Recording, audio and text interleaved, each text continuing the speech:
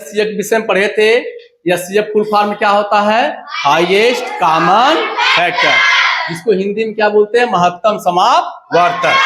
ठीक, ये महत्तम समापवर्तक की सवालें कई परीक्षाओं में आती हैं, जैसे आपके नवोदय परीक्षा में बहुत सारे सवाल पूछी जाती हैं। ठीक, और इसके बाद विद्या ज्ञान की परीक्षा पूछी जाती है, और यूपी टेट में पूछी जाती है, पुलिस की भर्ती में पूछी जाती है। ये सब बहुत काम की चीज है, इसको बहुत ध्यान से पढ़ना। तो बेटा एचसीएफ निकालने की दो विधियां हैं, एक क्या है? गुणनखंड विधि, दूसरी क्या है? भाग विधि, जिसको गुणनखंड विधि को बोलते हैं फैक्टराइजेशन मेथड, और भाग विधि को क्या बोलते हैं? Division method. तो सबसे पहले हम गुणनखंड विधि से एचसीएफ ज्ञात करना सीखेंगे, बहुत सरल विधि से। जैसे एग्जाम्पल के तौर पर 24 और 40 का एचसीएफ निकालना है, ठीक, गुणनखंड विधि से। तो सबसे पहले क्या काम करेंगे? जैसे आप एचसीएफ निकालते हैं वैसे ही लिखेंगे। आप यहां पर ध्यान देना, सिंबल बनाएंगे भाग की तरह।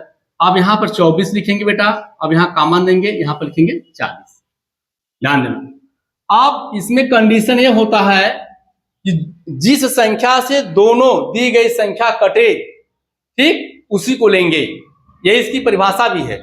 महत्तम समापवर्तक की परिभाषा क्या है? वह बड़ी से बड़ी संख्या दो अधिक दी गई संख्याओं को पूर्णतः विभाजित कर दे। ठीक, ओके। तो अब इस 24 और 40 को ध्यान देना, काटने वाली संख्या 2 है, 2 से कटेगा।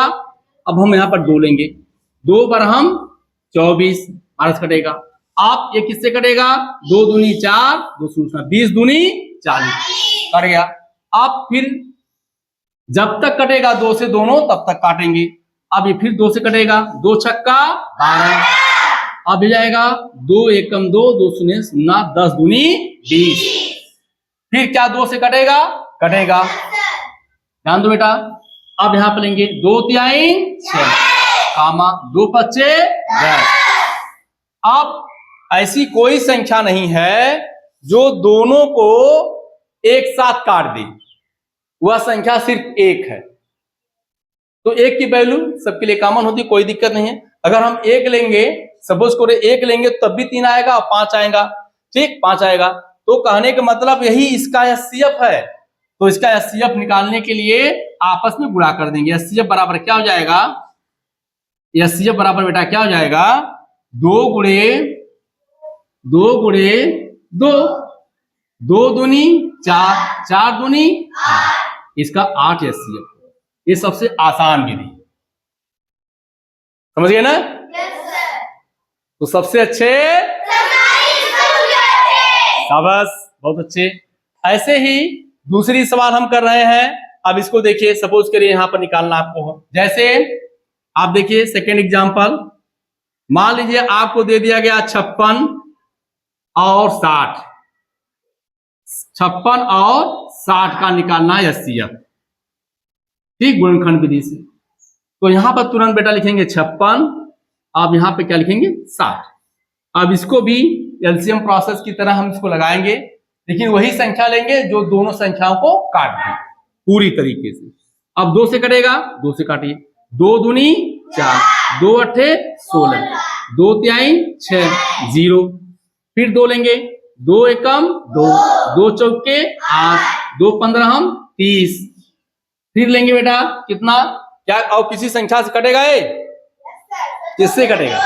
15 नहीं कटेगा, 14 14 कटेगा। किससे कटेगा? देखो, दोनों कटना चाहिए, दोनों कटना चाहिए, शर्त यह है। दोनों नहीं कटेगा तो उसको हम नहीं कर पाएंगे। ठीक बेटा, अर्थात ये 1 से कटेगा, 1 से कोई मतलब नहीं है। 1 लेंगे तब भी, जैसे इसमें 1 लिए थे, इससे कोई मतलब नहीं। अर्थात जब संख्या नहीं कटती है उससे कोई मतलब नहीं है, उसको नहीं लेते। तो इसका एचसीएफ कितना हो जाएगा? मात्र क्या हो जाएगा?